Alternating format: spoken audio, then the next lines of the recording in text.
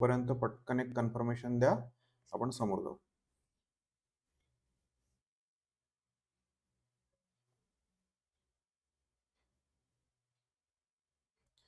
Rahul is saying clear. Okay, चलो start करेंगे. तर आजचा आपला सब्जेक्ट आहे building planning and drawing, and we will be specifically looking at questions from principles of planning आणि requirements of building. Okay, तर principles of planning मध्ये आपल्याला पाहायचं आहे की what aspect is, what prospect is, what circulation is, what orientation is, and what grouping is, what privacy is. या सगळे हे जे सगळे प्रिन्सिपल्स आहेत त्याच्यावर आपण काही क्वेश्चन्स पाहू. And then we will be looking at some questions from the topic requirements of building. Okay, त्या बिल्डिंगचे कोणते रिक्वायरमेंट्स असतात ते आपण आता पाहणार आहोत. All right, so let's go to question 1. So the question is, which principle of planning emphasizes room orientation to ensure sufficient natural light and ventilation? Okay, question कशाशी related आहे? It is totally related to what? Principle of planning. आणि काय म्हटलं इथे की room orientation to ensure sufficient natural light आणि ventilation. Means एखाद्या स्ट्रक्चरमध्ये, एखाद्या बिल्डिंगमध्ये किंवा एखाद्या रूममध्ये आपल्याला काय पाहायचं आहे की जास्तीत जास्त आपल्याला काय घ्यायचं आहे, नॅचरल लाईट. म्हणजे obviously sunlight we want to receive, and second thing ventilation we want it to be proper. तर हा जो प्रिन्सिपल आहे बिल्डिंग प्लॅनिंग मधला, we call it as what? Aspect. Aspect means receiving the outside elements inside the structure. Okay, जेव्हाही आपण एखाद्या रूमला असं ओरिएंट करतो, डिझाईन करतो किंवा त्या स्ट्रक्चरला असं ठेवतो की जास्तीत जास्त तिथला जो नॅचरल लाईट आहे आणि व्हेंटिलेशन आहे त्याने काय व्हायला पाहिजे, it should come inside, then it is called as what? Aspect. Okay, बिल्डिंगच्या आतमध्ये नॅचरल एलिमेंटला अलाउन्स देणे याला आपण काय म्हणू? आस्पेक्ट. ओके, एक दुसरा पण प्रिन्सिपल आहे. तर आस्पेक्ट लक्षात आलं असेल की गेटिंग नॅचरल लाईट म्हणजे सनलाईट आणि हवा. ओके, व्हेंटिलेशन आतमध्ये घेणे त्याला आपण म्हणतो aspect. See, to ensure natural light and ventilation म्हणजे आता याच्यामध्ये आपल्याला आस्पेक्ट जर वाढवायचा असेल then what we should take into consideration की आपल्या विंडो आणि डोअरचं लोकेशन काय आहे, ते सनलाईटच्या आणि व्हेंटिलेशनच्या, क्रॉस व्हेंटिलेशन या सगळ्या गोष्टी तिथे प्रॉपरली होतात का, तर त्याला आपण काय बोलतो? It is nothing but aspect. Okay, त्याच्यामध्ये प्रायव्हसी, ग्रुपिंग आणि circulation these are not related to those entry of natural element into house, त्याच्याशी रिलेटेड नाही, दोज आर सेपरेट प्रिन्सिपल. ठीक आहे, चला नेक्स्ट क्वेश्चन पाहू. The principle of prospect. आताच आपण काय बघितलं? We saw what aspect is. Now let's see what prospect is. The principle of prospect is best associated with. चला चॅटमध्ये आन्सर सांगा, पटकन आन्सर सांगा. सोपा क्वेश्चन आहे. आस्पेक्ट म्हणजे काय आणि प्रॉस्पेक्ट म्हणजे काय, या दोघांमधला जो डिफरन्स आहे त्यात त्यांच्या काय बनतात? डेफिनेशन्स बनतात. चलो आन्सर बताओ. Okay, Suyog is saying A and A is the answer. Aspect जेव्हा म्हणतो आपण, फॉर एक्झाम्पल एक छोटंसं आपण घर काढूया किंवा एखादी रूम अशी बनव. ओके, तर ही प्लिंथ आणि हा राहुल पण ए सांगतोय, विकी पण ए सांगतोय, व्हेरी गुड. चलो, तर एखादी अशी रूम आहे, तर बाहेरचा जो सनलाईट आहे आणि जी हवा आहे ती आतमध्ये येऊ देण्यासाठी केलेल्या ज्या provisions, that will be aspect. आणि जेव्हा आपण म्हणतोय की we want to have a proper view, एक सुंदर काय दिसलं पाहिजे, दृश्य दिसलं पाहिजे. फॉर एक्झाम्पल तुमच्या हॉलच्या किंवा लिव्हिंग रूमच्या बाहेर एखादं गार्डन तुम्ही डेव्हलप केलेलं, लॉन वगैरे आहे, तर तुमच्या घराच्या त्या दरवाजातून, रूम मधून ते दिसतं का? म्हणजे रूम मध्ये जेव्हा आपण त्या स्ट्रक्चरच्या इनसाइड आहोत तेव्हा आपल्याला बाहेरच्या गोष्टी कशा दिसतात. म्हणजे दरवाजा उघडला तर असं एकदम रहदारी, पोल्युशन आणि या ज्या गोष्टी दिसणं, it is a bad prospect. And what is a good prospect? जेव्हा आपण त्या रूमच्या, त्या स्ट्रक्चरच्या बाहेर पाहतो तेव्हा आपल्याला काहीतरी प्लीझंट व्ह्यू दिसतात. And having those pleasant view while we are inside the building, त्या स्ट्रक्चरच्या बिल्डिंगच्या आतमध्ये असताना जेव्हा आपल्याला हे चांगले दृश्य दिसतात, it will be related to prospect. Okay, good prospect त्याला आपण म्हणू. बॅड प्रॉस्पेक्ट आताच पाहिलं, तर आता आपण काय पाहतो? Good prospect. ह्या सगळ्या प्लीझंट एस्थेटिक सिनरीज पाहायला मिळणं घराच्या आतमधनं, it will be called as prospect. Okay, aspect म्हणजे सनलाईट, विंड आतमध्ये येऊ द्यायचं. प्रॉस्पेक्ट म्हणजे घराच्या आतमध्ये राहून बाहेर पाहायचं. Okay, it is prospect. Okay, see, seen from certain rooms of the building, prospect emphasizes locating rooms for enjoying pleasant view. म्हणजे जसं गार्डन आहे, लॉन आहे, ओपन एरिया आहे, ओके, असा काही सिनरी आपल्याला दिसत असेल. फॉर एक्झाम्पल, प्रॉस्पेक्ट हा जो विषय आहे, प्रिन्सिपल आहे, तो हॉटेलच्या रूम्समध्ये किंवा अपार्टमेंट जेव्हा सेल आउट होतात ना तेव्हा, जसं सी व्ह्यू अपार्टमेंट किंवा एखादं माउंटेन लाईन असते ती आमच्या हॉटेलच्या या रूम मधून दिसते, म्हणून आम्ही काय करतोय, या रूमचे जे रेट्स आहेत ते वाढवतो. What they are talking about exactly? They are talking nothing about this prospect principle. Okay, आपण कशाबद्दल बोलतोय? प्रॉस्पेक्ट बद्दल. Alright. Then which principle aims to minimize movement between frequently used areas in building? Which principle aims at minimizing movement between frequently used areas in building? तर याचा आपण काय करू, एक छोटासा एक स्कीमॅटिक्स पाहू. फॉर एक्झाम्पल, एखादा प्लान आहे. Okay, answers are flowing in. Suyog सांगतोय ए, विकी पण सांगतोय ए. फॉर एक्झाम्पल, त्याचं एकदम बेसिक एक्झाम्पल घेऊ आपण. किचन आणि दुसरं डायनिंग. आता या दोन्ही गोष्टींना काय करणं आवश्यक आहे? काय केलं आपण? We made a cluster. Okay, आपण काय बनवला? क्लस्टर बनवला. क्लस्टरचं दुसरं नाव काय आहे? Group. Okay, all right. Rahul, Saurabh सगळ्यांनी आन्सर दिलेला आहे. Grouping is the answer. जेव्हा आपल्याला माहिती आहे की 2 किंवा 3 ज्या काही रूम्स असतील त्याच्यामध्ये आपल्याला फ्रिक्वेंटली काय लागणार आहे, तिथलं आपल्याला मुवमेंट लागणार आहे. त्या युजरला, त्या क्लायंटला नेहमी त्या रूम्स किंवा त्या स्पेसेस वापरायच्या आहेत त्या स्ट्रक्चर मधल्या. Then we will be arranging all those things together. तर याला क्लस्टर करून ठेवणे म्हणजेच त्याला आपण काय बोलतो? It will be nothing but grouping. Okay, it aims at arranging the rooms according to the function. आणि त्या आजूबाजूलाच आपण काय करतोय? ठेवतोय. ऑलराईट. चला, सगळ्यांचा आन्सर बरोबर आहे. सुयोग, विकी, राहुल आणि सौरभ. कशासाठी केलं आपण हे ग्रुपिंग? तो जो एका ठिकाणाहून दुसऱ्या ठिकाणी जायचा जो त्रास आहे तो वाचवायचा आहे. अननेसेसरी मुवमेंट काय करायची? आपल्याला कट करायची आहे. ओके, कर्टेलमेंट करायची आहे. म्हणून आपण काय केलं? या सगळ्या रिलेटेड ज्या रूम्स आहेत त्या आपण जवळ आणून ठेवल्या. Now, principle of circulation in building planning is primarily concern with. आता सर्क्युलेशन म्हणजे काय? आता आपण ग्रुपिंग पाहिलं, आता सांगा सर्क्युलेशन म्हणजे काय असेल? What circulation would be? चलो, आन्सर बताओ. जसं मागच्या प्रश्नाचा आन्सर सांगितलं तसं याचा पण सांगा. Principle of circulation. Vicky is saying B, the layout and access routes for smooth movement. Okay, Rahul is also saying B. Then चला सांगा पटकन, जे आन्सर वाटत आहे ते सांगा. ओके, आन्सर काय आहे इथे? Answer is B. स्मूथ मुवमेंटसाठी yes Saurabh, answer is B. आपण ऍक्सेस रूट जे आहेत, ओके, आणि सर्क्युलेशन कोणतं कोणतं येणार? दोन्ही. एक असणार आहे अलॉंग वाय ऍक्सिस, म्हणजे आपण त्याला काय म्हणतो? Vertical circulation. आणि दुसरं जे एका फ्लोअरवरचं असतं. सार्थक म्हणतोय मला आन्सर देऊ द्या. चला, आपण थोडंसं लेट आन्सर करू, त्याच्या आधी आपण डिस्कशन करायचं, त्याच्यानंतर मग आपण आन्सर देतो. ठीक आहे, चला, आन्सर आपण एकदम शेवटी रिव्हील करू, त्याच्या आधी आपण डिस्कशन घेतो. ऑलराईट. चला, आता सर्क्युलेशन किंवा जे ट्रान्सपोर्टेशन असतं, एका रूम मधून दुसऱ्या रूम मध्ये जायचं आहे, ते कोणतं राहणार? हॉरिझॉन्टल ट्रान्सपोर्टेशन इथे असणार आहे.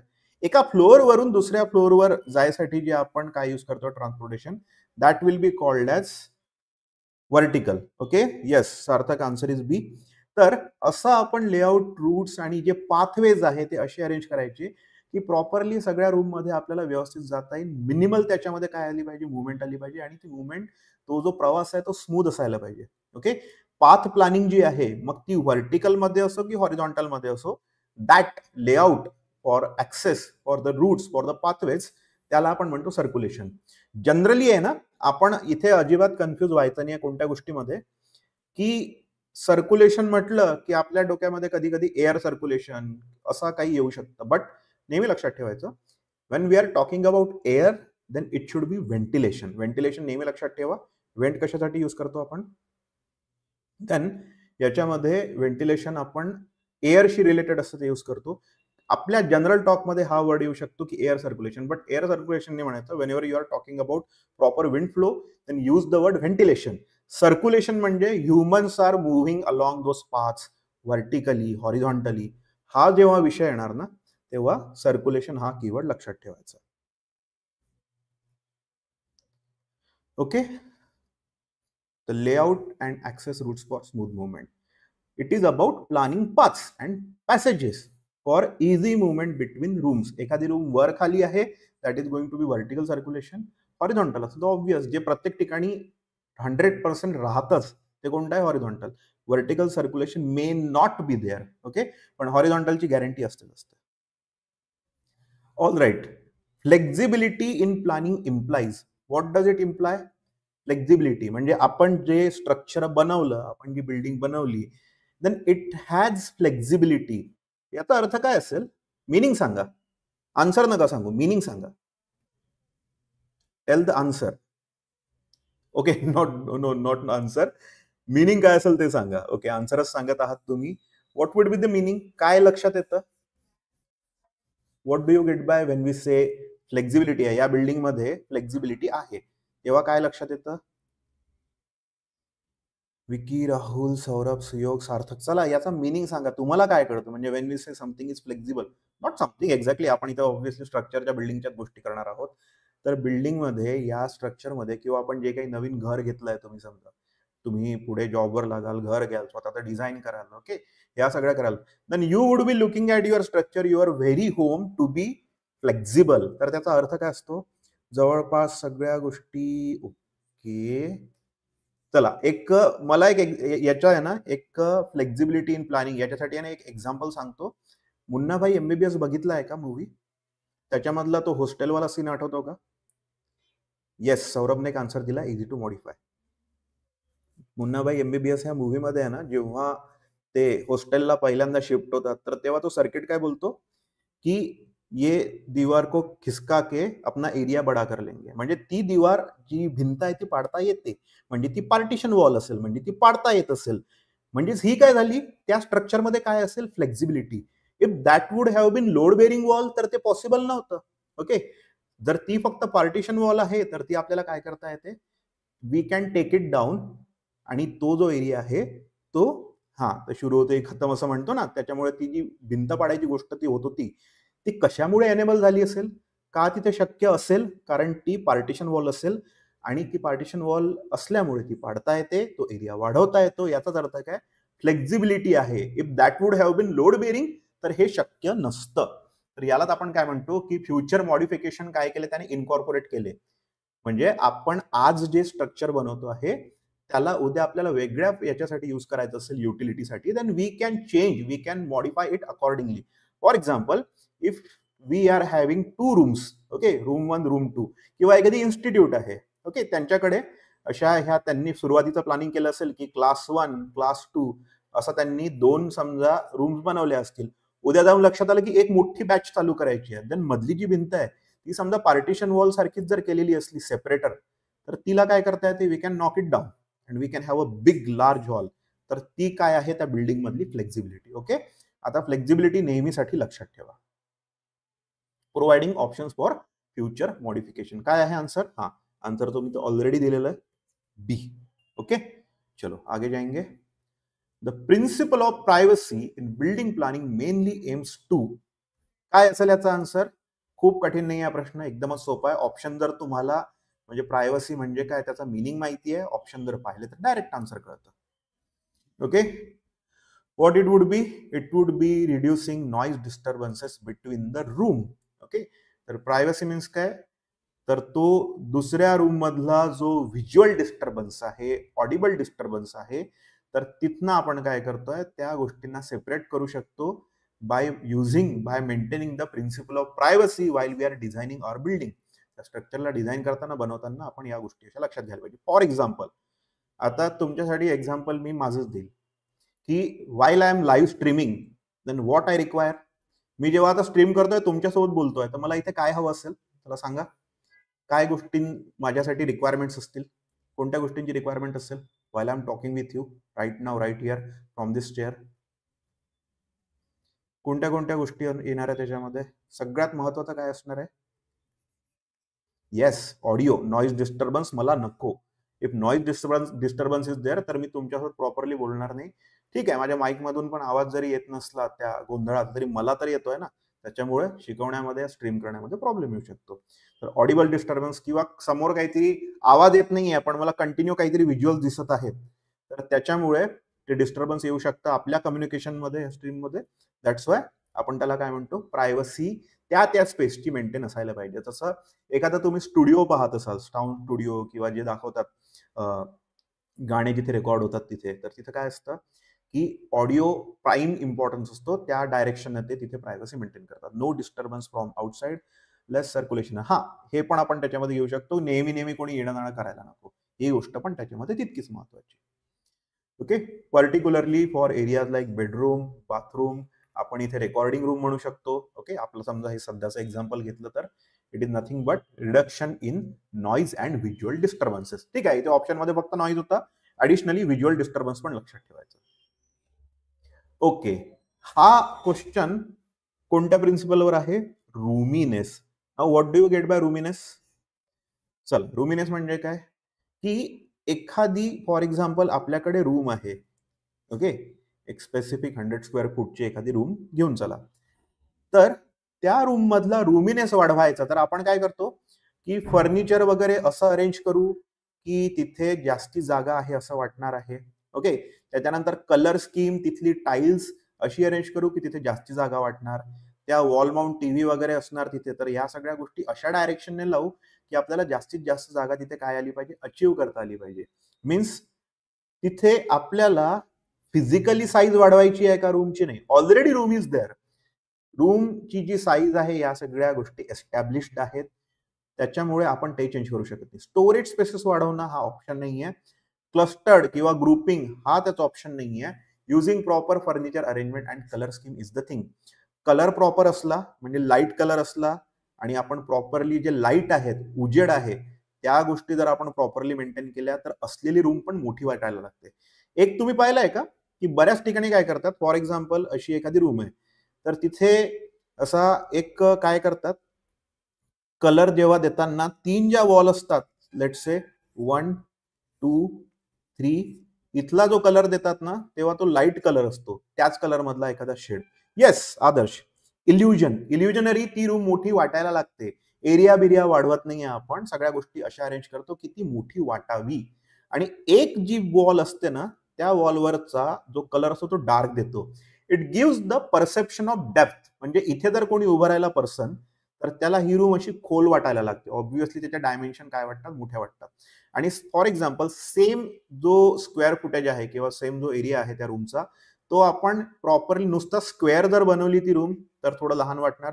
थोडं आपल्याला ते रेक्टँग्युलर मोडमध्ये जावं लागेल so that we can have the proper perception of depth, आणि त्याच्यामुळे रूमिनेस जास्ती आहे असं वाटायला लागतं. ओके, तर त्या एरियामध्ये, गिव्हन एरियामध्येच तुम्ही काय करत आहात की त्याचा जो शेप आहे जॉमेट्रिकल तो प्रॉपरली चूज करताय. फर्निचर तुम्ही व्यवस्थित ठेवत आहात, कलर स्कीम तिथे प्रॉपर देत आहात, विंडोज आणि डोअरची अरेंजमेंट तुम्ही प्रॉपर देत आहात, तिथला जो उजेड आहे लाईट, नॅचरल आणि आर्टिफिशियल ॲज वेल, म्हणजे दिवसभराचा जो नॅचरल लाईट आहे तो पण, आणि संध्याकाळ झाल्यानंतर, अंधार पडल्यानंतर जेव्हा तुम्ही जे लाईट लावतात ते पण असे असायला हवे that should provide per feeling of having large area. Area actually physically change होत नाहीये, आपण तो प्रॉपर अरेंजमेंटमुळे मिळवतो आहे एरिया. ओके, रुमिनेस. इव्हन साधं तुम्ही काय केलं, टाईल्स जे असतात, टाईल्सचा रंग पण डार्क किंवा लाईट घेत असले तर त्याच्यावरनं पण काय होतं की it will be changing appearance of that room, किती मोठी आहे लहान आहे. डार्क कलरच्या टाईल्स सहसा असं वाटतं की रूम छोटी आहे. Light coloured, white, off white, cream, असे जे रंग असतात ते नेहमी चूज करायचे so that we can have roominess principle followed over there. Okay, हा क्वेश्चन, याच्यामधले हे कीवर्ड आणि ऑप्शन तुम्ही डायरेक्ट सांगा. खूप जास्त डिस्कशन पण आपण याच्यावर करणार नाही, because it will be like की इफिशियंट कॉस्ट मॅनेजमेंट कशाशी रिलेटेड असणार आहे, what we will be looking at. त्याच्यावर ऑप्शन मध्ये आपण डायरेक्टच काय करू शकतो, बुलसायने घेऊ शकतो. ओके, आन्सर काय असणार आहे, economy and practical consideration. Efficient cost management म्हणजे budget. Okay, literally we are looking at budget. Yes Saurabh, Omkar, Rahul, answer is right. Economy and practical consideration.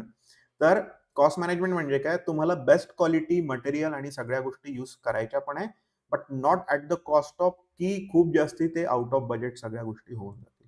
Okay, this principle will be looking at economy as well as practical consideration. ठीक आहे, चला समोर जाऊया. हा, तर थोडंसं याचं काय म्हणणं आहे या प्रिन्सिपलचं, it focuses on efficient cost management, म्हणजे प्रॉपर बजेटिंग करायचं आहे, रिसोर्सेस प्रॉपरली यूज होत आहेत का, तिथे त्या रिसोर्सचं कन्झम्पशन प्रॉपरली होत आहे का, आणि फंक्शनॅलिटी क्वालिटीला आपण साईड बाय न करता या गोष्टी तिथे फॉलो होत आहेत का हे चेक करू. Economy will be for budget, practical consideration म्हणजे रिसोर्सेसचे प्रॅक्टिकल कन्सिडरेशन पाहणार आहोत आपण. ओके, चला, कोणता जो प्रिन्सिपल आहे तो फिनिशेस सांगतो आणि मटेरियल सांगतो, ज्याच्यामुळे बिल्डिंगचा अपिअरन्स, आणि ऑब्व्हियसली बिल्डिंगचा अपिअरन्स म्हणजे for example if this is building and someone is looking at the building, तर त्याला जे दिसतं, त्याचं जे एलिव्हेशन असणार आहे, त्याचा जो पूर्ण लँडस्केपिंग आणि या सगळ्या ज्या गोष्टी असणार आहेत त्या प्रॉपरली दिसायला पाहिजे, तर त्याला आपण काय म्हणतो.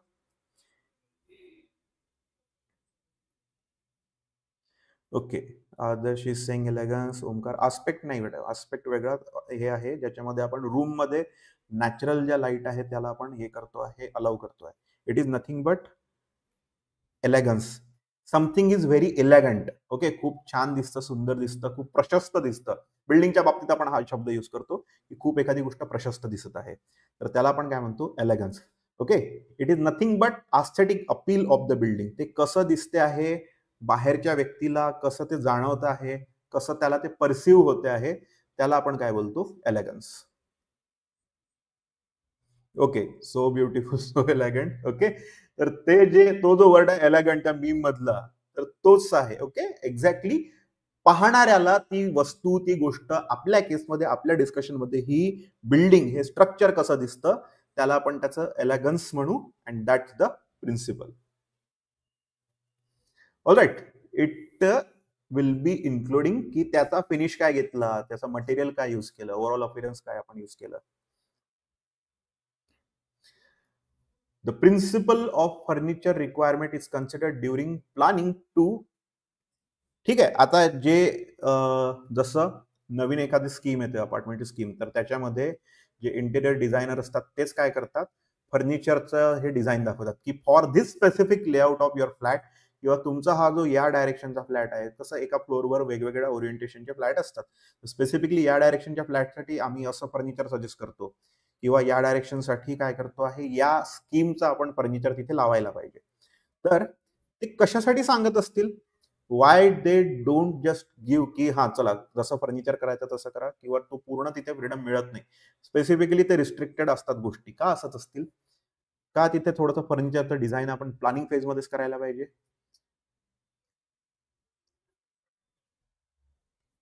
तर इथे पहा, जसं आपण एमसीक्यू बद्दल नेहमी बोलतो की एमसीक्यू मध्ये जो विचारलेला प्रश्न आहे, मल्टिपल चॉईस क्वेश्चन आहे, क्वेश्चन तर काय म्हणतोय आपण, मल्टिपल चॉईस क्वेश्चन, खूप वेगवेगळ्या चॉईस आहेत, पण त्यापैकी आपल्याला जी 100% ऍप्ट जो रिस्पॉन्स आहे तो टिक करायचा. आता वन बाय वन पाहू. Maximise the number of rooms in a building, हे फर्निचर रिक्वायरमेंटचा हा विषय नाही. Then ensure enough space for movement and proper furniture layout, हे बऱ्यापैकी व्यवस्थित वाटतं. Enhancing the visual appeal of the room, हे पण ठीक वाटतंय. Provide the best view from each room. Okay, for असतं तर काही वेगळी गोष्ट, पण इथे फ्रॉम म्हटलंय. तर सी आणि डी मध्ये समजा आपण हे करेक्ट एक काय करू, आपण कम्पेअर करू. तर इथे बी आणि सी मध्ये एक येतोय टाय, बट त्या दोन पैकी मोस्ट करेक्ट काय, चला सांगा, out of B and C which one is most correct. फक्त व्हिज्युअल अपील चांगली आली पाहिजे म्हणून आपण फर्निचर आणि या गोष्टींचं प्लॅनिंग, या इतक्या सगळ्या गोष्टी करणार आहोत का, फक्त व्हिज्युअल अपील साठी असणार आहे का ते, व्हॉट इट वुड बी.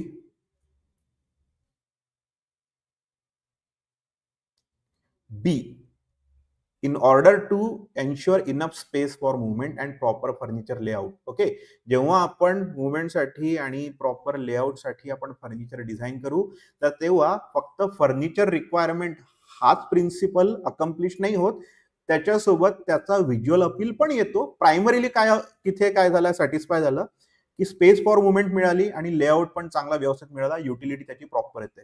आणि जसं आपण फर्निचर रिक्वायरमेंट हा प्रिन्सिपल कम्प्लीट करतो, अलॉंग विथ दॅट त्याच्या खालोखाल कोणता येणार आहे, तो जो आपण कोणता बोललो होतो की रुमिनेस पण काय येतो.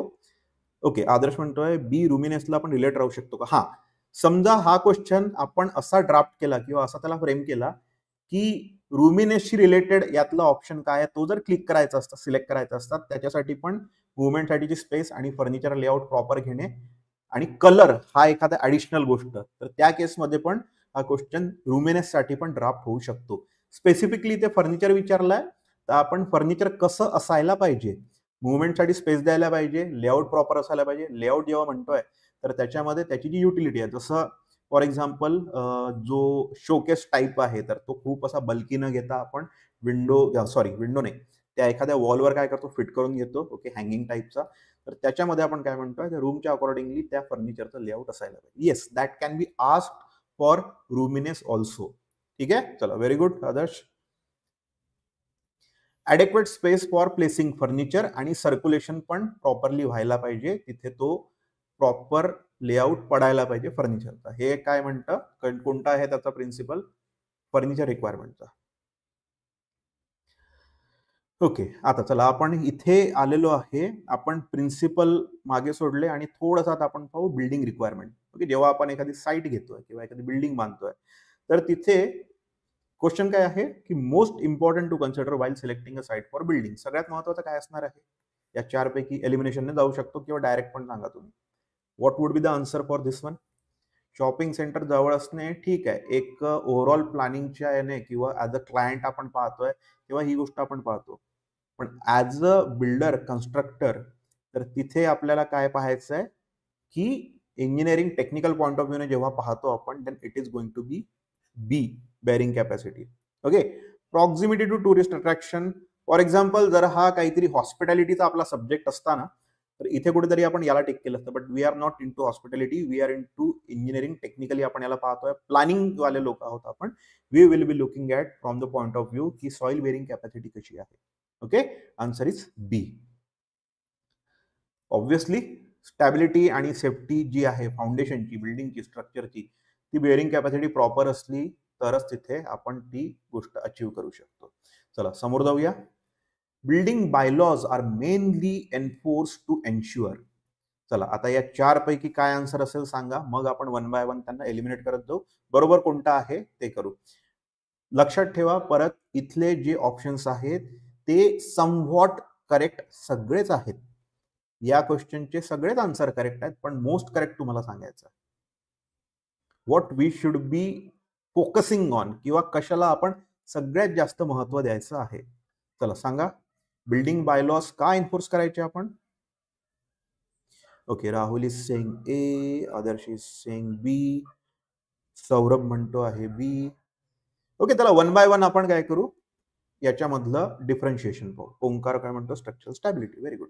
चला, aesthetic स्टँडर्ड मेंटेन व्हायला पाहिजे. aesthetically the building should look elegant. Proper त्या एरियाचा किंवा जे तिथला पूर्ण एक जो व्ह्यू आहे त्या एरियाचा तो व्यवस्थित असायला पाहिजे.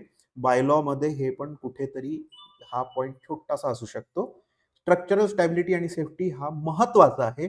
Building visibility from main road ठीक आहे. Maximum use of land area okay, this is also okay. But when we are looking at what should be the prime concern, सगळ्यात जास्त आपल्याला कोणत्या गोष्टीचं टेन्शन असायला पाहिजे किंवा काळजी असायला पाहिजे, और what we should focus most, तर ती गोष्ट आहे स्ट्रक्चरल स्टॅबिलिटी आणि सेफ्टी. बिल्डिंग बायलॉज जे आलेले असतात ते जसं दोन बिल्डिंगच्या मध्ये किती गॅप असायला पाहिजे, सेटबॅक डिस्टन्स किती असायला पाहिजे, हाईट किती असायला पाहिजे, आणि या सगळ्या जे बायलॉज आहेत तर ते त्या स्टॅबिलिटीला आणि सेफ्टीला आणि बाकी ज्या गोष्टी आहेत एस्थेटिक्स आणि या सगळ्या गोष्टी नंतर येतात.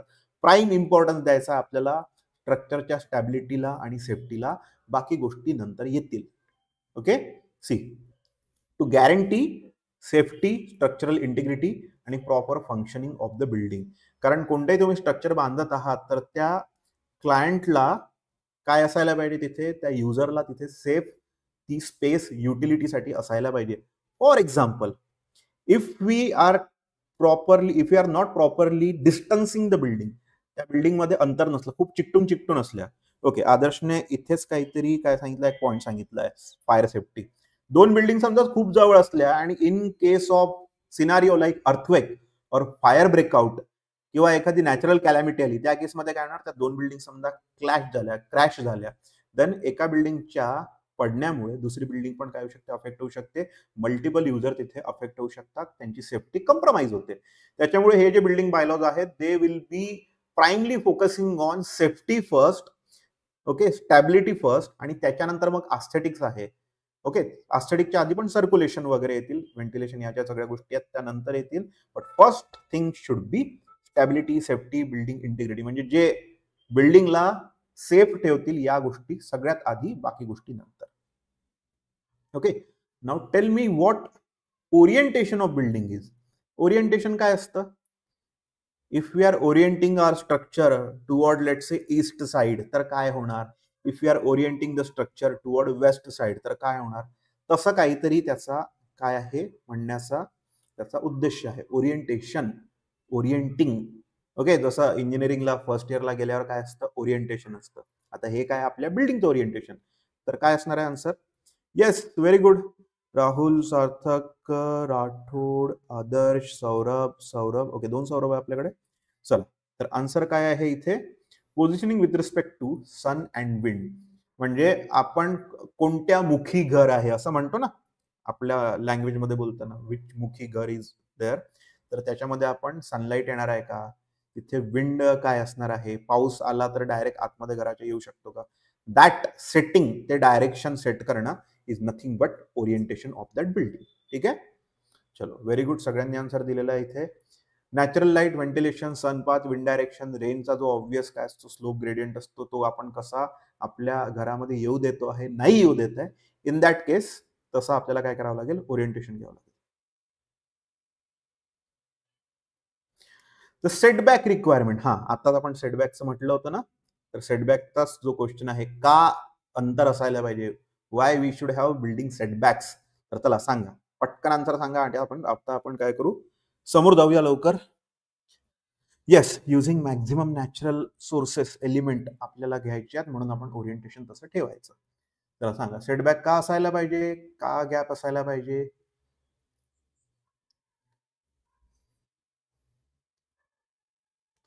ओके, राहुल म्हणतोय बी, आदर्श म्हणतोय बी, ओके, सौरभ म्हणतोय बी.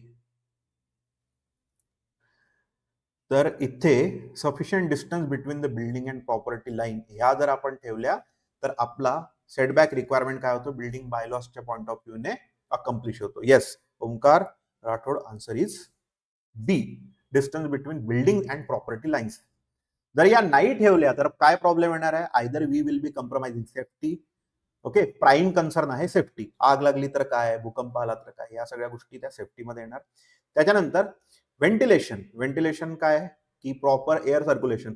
खूप जवळ जर बिल्डिंग चिकटून असल्या ना, तर एअरचं जे सर्क्युलेशन, एअर सर्क्युलेशन म्हणजेच व्हेंटिलेशन जे आहे ते प्रॉपर तिथे राहणार नाही, कोंडल्यासारखं होतं, तिथे मॉइश्चर वगैरे राहतं, या सगळ्या गोष्टी तिथे प्रॉब्लेम येतो. आणि ऑब्व्हियसली जो लिस्ट आपला कन्सर्न आहे कोणता, ते दिसायला कसं दिसतं, दिसायला ते व्यवस्थित दिसत नाही, there should be margins in between. Okay, therefore answer is B. Setback requires, ensures minimum distance between building and plot boundary for safety, ventilation आणि सगळ्यात शेवटी aesthetic. म्हणजे 1 2 3 समजा आपण केलं, सगळ्यात महत्वाचं काय, सेफ्टी, इंटिग्रिटी, त्यानंतर व्हेंटिलेशन आणि लास्टला काय, aesthetic, म्हणजे दिसतं कसं आहे हे आपल्याला तितकं महत्वाचं नाही.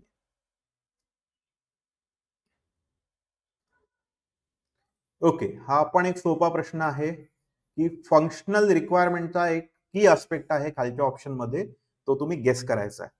कलर असू शकतो का, फर्निचर डिझाईन असू शकतं का, स्पेस युटिलिटी असू शकते का, किंवा बिल्डिंग मटेरियलची चॉईस असू शकते का.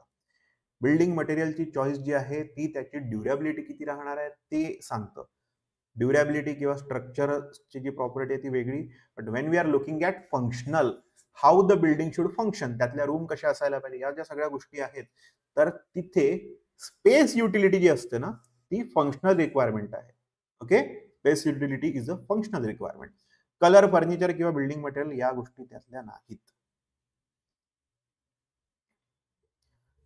Functional requirement being for space intended for comfort and accessibility. Okay, proper तिथे सर्क्युलेशन असायला पाहिजे, प्रॉपर तिथे कम्फर्ट असायला पाहिजे.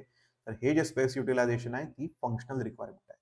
ओके, एक्झाम कधी होऊ शकते? एक्झामचं नोटिफिकेशन त्यांनी फक्त इतकंच दिलं आहे की पोस्टपोन झालेली आहे. They are not telling anything regarding probable dates. तर तुम्ही एक्झाम पुढे गेली आहे म्हणून अशी रिलॅक्स होऊ नका. That would be my honest suggestion, की जे टॉपिक सोडले असतील किंवा जे टॉपिक कमी वाचलेले आहेत, तुम्ही रिव्हिजनच्या फेजपर्यंत आले होते. चला, एक्झाम आता समजा 8 दिवसावर होती, तर तुम्ही रिव्हिजनच्या फेजवर होते ना. ओके, यथावकाश इज द कीवर्ड. ओके, तर तुम्ही रिव्हिजनच्या फेजला होते, बरोबर. तर तुम्ही सध्या या मोडमध्ये नका राहू की एक्झाम आता आरामात होईल तर मग अभ्यासही आरामात चालू द्यायचा. You should actually gear up. Okay, सगळं करून झाला, मल्टिपल रिव्हिजन्स घ्या, मल्टिपल रिव्हिजन करा. जे काही टॉपिक कच्चे वाटत असतील ते परत करा. ATP ची एक्झाम कधी असणार आहे?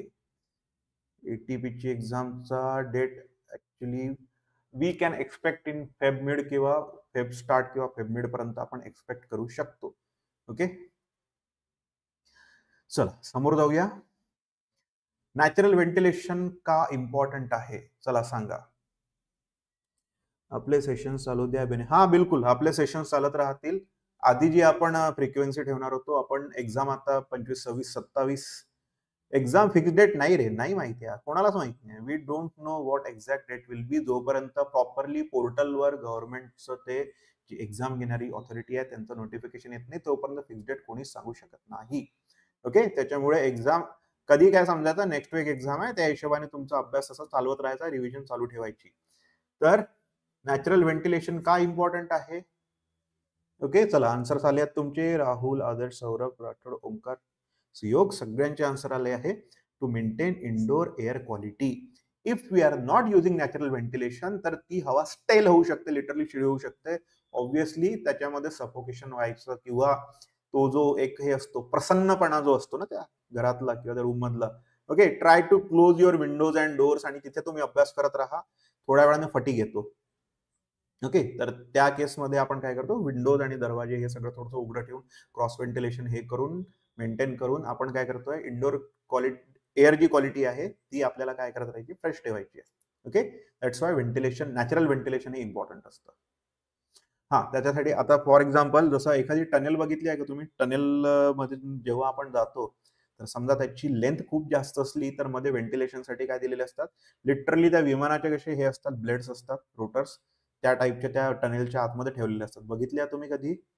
Have you seen them ever? एखाद्या टनेल मधून जाताना मोठे मोठे रोटर्स असतात.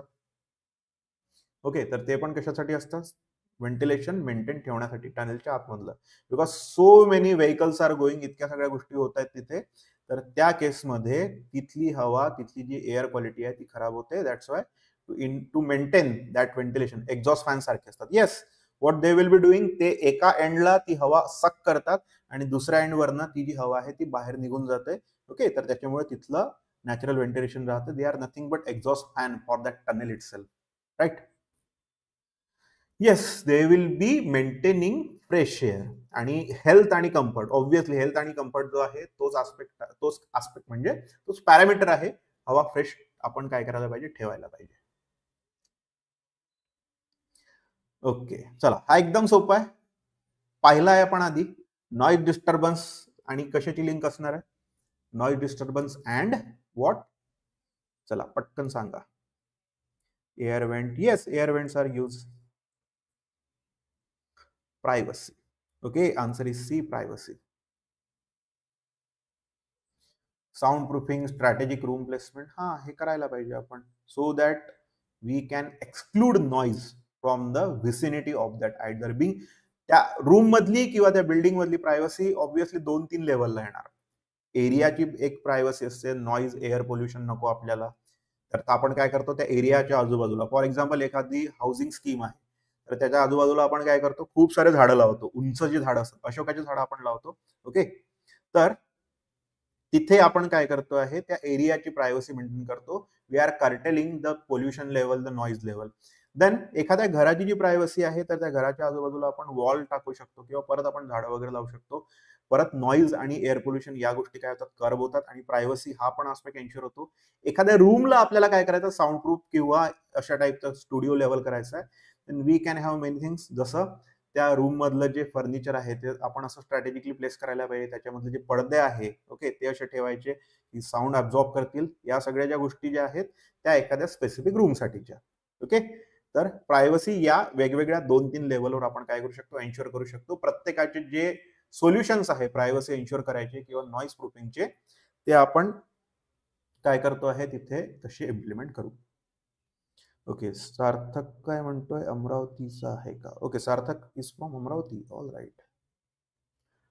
व्हॉट इज अ मेजर, अरे उत्तर द्या रे गोष्टी करता चॅटमध्ये. चला चला एक क्वेश्चन सांगा, 2-3च प्रश्न राहिलेले आहेत. Okay, we are left with only 2-3 questions and then we will be closing the stream. What is the major consideration while selecting a building in earthquake prone area? हा क्वेश्चन झालेला आहे या टाईपचाच. ओके, प्रॉक्सिमिटी टू नाही, vegetation no, immediate construction no. What will be the prime importance given जेव्हा त्या सॉइलची stability चांगली असेल, ओके, बेरिंग कॅपॅसिटी प्रॉपर असेल, तर आपण काय करतोय त्या बिल्डिंगला अर्थक्वेक प्रोन एरियामध्ये अशा टाईपच्या सॉइलमध्ये आपल्याला घ्यायचा, कन्स्ट्रक्ट करायचा. Yes, Omkar, Rahul, Adarsh, Suyog, Sarthak, Rathod, answer is C.